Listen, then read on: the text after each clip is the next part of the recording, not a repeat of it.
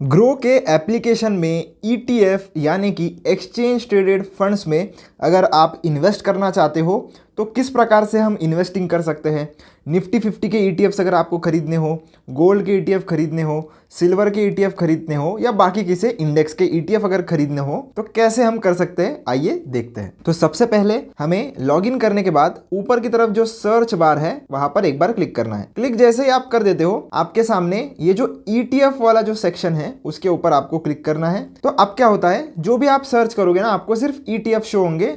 तो stocks, future and options, mutual funds ये सब आपको शो नहीं होगा। आप यहाँ पर देख भी सकते हो कि आपके सामने जो जो ट्रेंडिंग वाले ईटीएफ्स है वो सारे आ रहे हैं। तो आप अगर इनमें से किसी में इन्वेस्ट करना चाहते हो तो आप कर भी सकते हो, या अगर आपको किसी ईटीएफ का नाम पता है तो वो वाला आप सर्च भी कर सकते हो।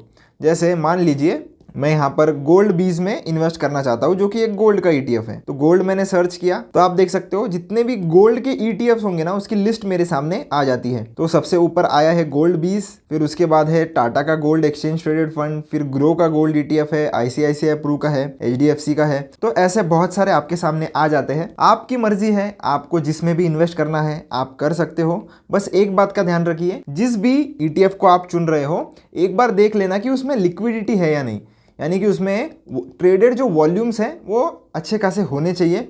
अगर नहीं है तो जब आप ये ईटीएफ सेल करने जाओगे तब आपको शायद बायर ना मिले। तो इससे अगर आपको बचना है तो हमेशा लिक्विड या लिक्विडिटी जहां पर ज़्यादा हो उन वाले ईटीएफ्स में आप निवेश कर सकते हो। तो ये जो निप्पॉन का गोल्ड बीज है इसके ऊपर मैं क्लिक करता हूं क्योंकि मुझे अगर इसमें इन्वेस्ट करना है तो इसके ऊपर मैंने क्लिक किया है। तो ये कोई भी रेकमेंडेशन नहीं है दोस्तों, मैं आपको सिर्फ एक एग्जांपल के तौर पर समझा रहा हूं। तो इसका आप करंट मार्केट प्राइस सबसे ऊपर आप देख सकते हो कि ये 64.80 यानी कि लगभग 65 रुपीज के आसपास आप इसका एक ईटीएफ खरीद सकते हो। नीचे की तरफ आपको इसका चार्ट भी देखने के लिए मिल जाता है। तो लाइन चार्ट आप एक दिन का देख सकते हो, एक मंथ का देखना है तो वो भी आपको मिल जाएगा। 5 साल में आप ट्रेंड चेक कर सकते हो कि ये ईटीएफ ने कैसा परफॉर्म किया है। और अगर ऑल पर आप क्लिक करते हो तो जिस भी दिन से ये ईटीएफ बना था वहां से लेकर तो आज तक इस ईटीएफ ने कैसे परफॉर्म किया है आपको लाइन चार्ट के द्वारा दिख जाता है। अगर आपको कैंडलस्टिक चार्ट ओपन करना है तो उस केस में आप ये जो बटन है इसके ऊपर क्लिक कर लीजिए, आपके सामने कैंडलस्टिक चार्ट जो है वो भी ओपन हो जाता है। नीचे की तरफ हम बढ़ते हैं तो आप देख सकते हो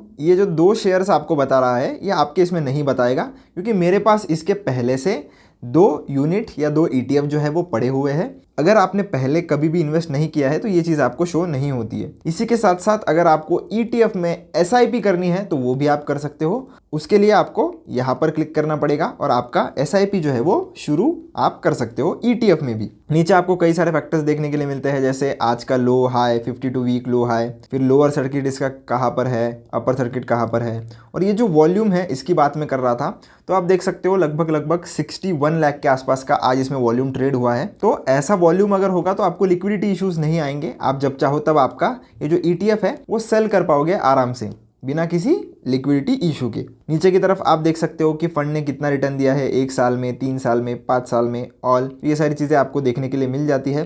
फंडामेंटल्स अगर आपको स्टडी करने हैं तो आप कर सकते हो।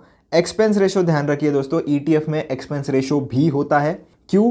क्योंकि ईटीएफ जो है वो एक टाइप का म्यूचुअल फंड के जैसा ही एक प्रोडक्ट है, क्योंकि आपका पैसा जो है वो आपके तौर पर मैनेज किया जा रहा है एक मैनेजर के थ्रू। तो ये लोग क्या कर रहे हैं, आपसे पैसे लेते हैं और उसके बदले में ये लोग गोल्ड खरीद लेते हैं, और इसी प्रोसेस को मैनेज करने के लिए वो लोग आपसे एक फीस लेते हैं जिसका नाम है एक्सपेंस रेशो, जो कि 0.81% है। बाकी की सारी इंफॉर्मेशन भी आप पढ़ सकते हो। उसके बाद बाय करने के लिए हमें इस बाय वाले बटन पर क्लिक करना है। क्लिक करते ही आप देख सकते हो आपके सामने 3 ऑप्शन आ जाते हैं, डिलीवरी, इंट्राडे, एमटीएफ। आप चाहो तो तीनों चीजें कर सकते हो, पर मैं आपको स्ट्रांगली सजेस्ट करूंगा कि आप सिर्फ डिलीवरी में ही इसे लीजिए, क्योंकि लॉन्ग टर्म इन्वेस्टमेंट करना ही अच्छा होता है ईटीएफ में।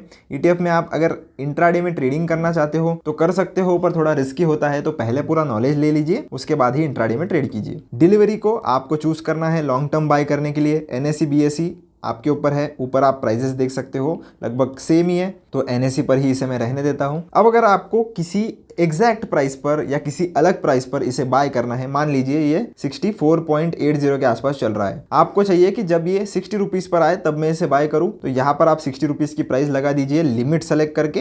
तो 60 रुपीज पर ये जब जाएगा तभी आपका बाय होगा। पर ध्यान रखिए दोस्तों, ये जो ऑर्डर होता है ये सिर्फ एक दिन के लिए वैलिड होता है। तो एक दिन में अगर इसका प्राइस 60 रुपीज पर नहीं आता है तो आपका ये जो ऑर्डर है automatically end of the day पर कैंसिल हो जाता है। तो आपको ये याद में रखना है कि अगर आप लिमिट ऑर्डर लगा रहे हो और वो एग्जीक्यूट नहीं होती है तो उस दिन वो ऑटोमेटिकली कैंसिल भी हो जाती है। तो इसे मैं मार्केट पर शिफ्ट करने के लिए एक बार क्लिक करूंगा तो ये मार्केट के प्राइस पर शिफ्ट हो जाता है। तो जो भी प्राइस मार्केट में चल रहा होगा वहां पर जो मेरा ऑर्डर है वो एग्जीक्यूट कर दिया जाएगा। क्वांटिटी लगा लेते हैं, जितनी भी क्वांटिटी आपको बाय करनी है। मुझे अगर 1 करनी है तो मैं 1 लगाऊंगा, 2 करनी है तो आप 2 लगा सकते हो। तो आपको रिक्वायर्ड मार्जिन देखने के लिए मिलेगा कि कितना पैसा आपको लगने वाला है अगर आपको 2 यूनिट खरीदने हैं तो इस पर्टिकुलर ETF के। तो 130 रुपए का मार्जिन हमें ये बता रहा है। लेफ्ट साइड में आपको आपका अवेलेबल बैलेंस दिखता है। अब जैसे ही हम बाय पर क्लिक करेंगे हमारा ये जो ऑर्डर है वो सक्सेसफुली एग्जीक्यूट हो जाएगा। डन पर हम क्लिक करते हैं और सीधा हम होल्डिंग्स वाले सेक्शन में आ जाते हैं। यहाँ पर आप देखोगे तो Nippon India ETF gold 20 4 shares आपको बता रहे हैं, क्योंकि 2 शेयर्स मैंने आपको पहले भी बताया था कि मेरे पास पहले से थे और 2 शेयर्स मैंने अभी बाय किए हैं। तो यहाँ पर उसका प्राइस जो है वो ऐड हो गया है। Total portfolio value